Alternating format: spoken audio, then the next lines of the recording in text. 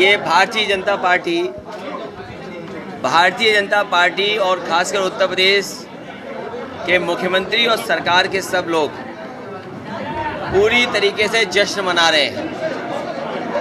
और ये जश्न किस बात का मना रहे हैं ये जनता नहीं समझ पा रही है। जनता ये जानना चाहती है कि मुख्यमंत्री जी ने और भारतीय जनता पार्टी की सरकार ने कौन से काम किए हैं जिन कामों से जनता का और जनता के बीच में उनके लिए कुछ काम हुआ हो।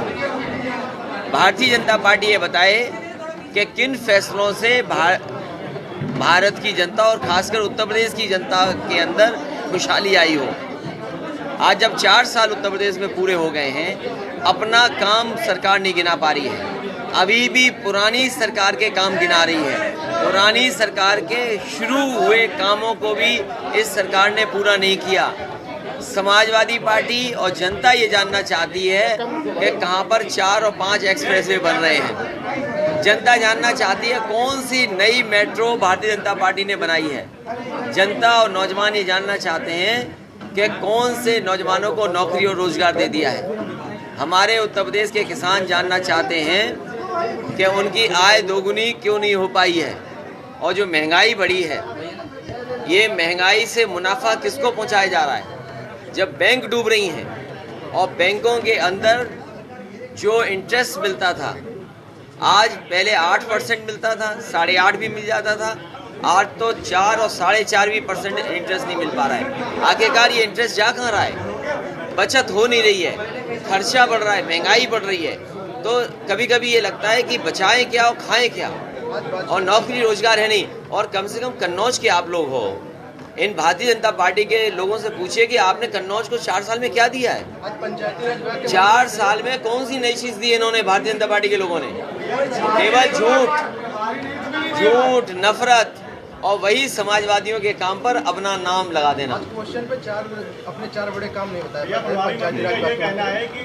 आज सवाल उनसे किया था, कन्नौज में आए थे, तो उनका हमने उनसे सवाल किया था कि आपने बोला है कि जो पोस्टर में विकास कार्य दिखाए जा रहे हैं वो आपकी सरकार के हैं। तो उनका ये कहना था कि जो शिलान्यास किया था उन्होंने पैसा नहीं दिया था उसका।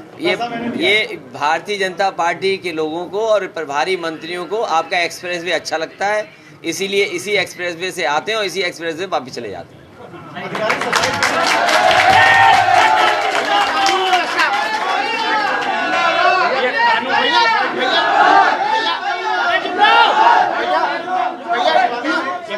कल एक अधिकारी ने सुसाइड कर लिया, इस पर भी सवाल उठा। देखिए, जिस तरीके से सरकार काम कर रही है और जिस तरीके से सरकार अन्याय कर रही है, कोई नहीं बचा है। चाहे मुसलमान भाई हों, चाहे किसान हों, चाहे नौजवान हों, सबको ये नफरत की नज़र से देख रहे हैं।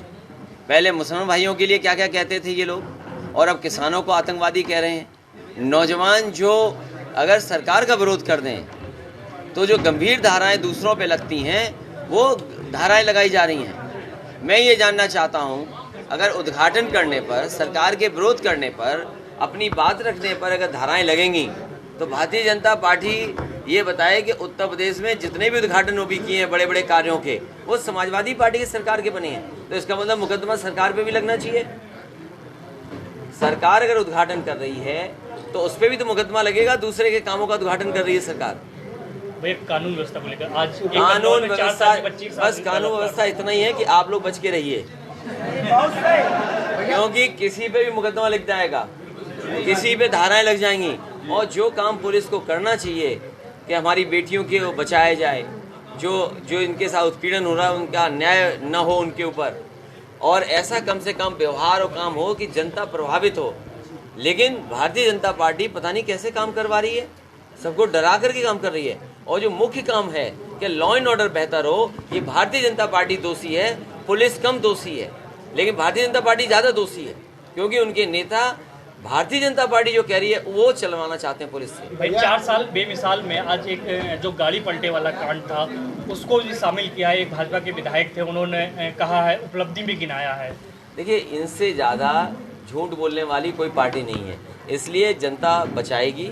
जब चुनाव होगा तो देखिए भारतीय जनता पार्टी के खिलाफ कितना मतदान हो। अभी एक चैनल ने सर्वे किया था एक चैनल ने सर्वे किया, उसे अपना ट्वीट डिलीट करना पड़ गया। आप सोच लिए जनता बैठी इंतजार कर रही है कि कब वोट डालने का मौका मिले और ऐसी सरकार को हटाएं। भैया चुनाव आते ही कोरोना काफी बढ़ने लगता है। नहीं, चुनाव नहीं, कोरोना है, हमें और आपको बचाव रखना चाहिए। बंगाल में दीदी जीत करके आ रही हैं, भारतीय जनता पार्टी का पता नहीं लगेगा। लेकिन वहाँ पर एक सबका छोड़ा गया है कि वहाँ पर जो भाजपा के सांसद हैं वहाँ पर उनके घरों पर बम से हमले किए जा रहे हैं। भारतीय जनता पार्टी के लोग इसी तरह व्यवहार करते हैं। आप बताओ सबसे ज्यादा माहौल कौन खराब करता है कन्नौज में? अगर आप जान जाओगे वो बात तो वो ये भी जान जाओगे बंगाल में कौन माहौल खराब कर रहा है। माहौल खराब करती है भारतीय जनता पार्टी, हमेशा नफरत फैलाती है, हमेशा झगड़ा लगाती है। उत्तराखंड में मुझे कम से कम ये भारतीय जनता पार्टी के लोग बताएं कि 4 साल में कन्नौज में कौन सा काम किया, बताएं। क्या बता रहे हैं, क्या बता रहे हैं?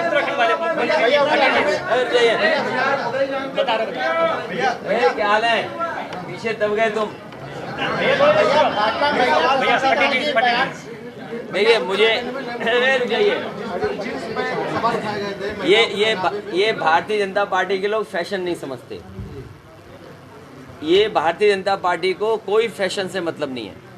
नई पीढ़ी क्या चाहती है वो भी उन्हें नहीं मतलब है। भारतीय जनता पार्टी को मौका मिल जाए तो जो नई पीढ़ी अपने मोबाइल में व्हाट्सएप कर रही है, देख रही है, चला रही है, उसको भी देख ले भारतीय जनता पार्टी।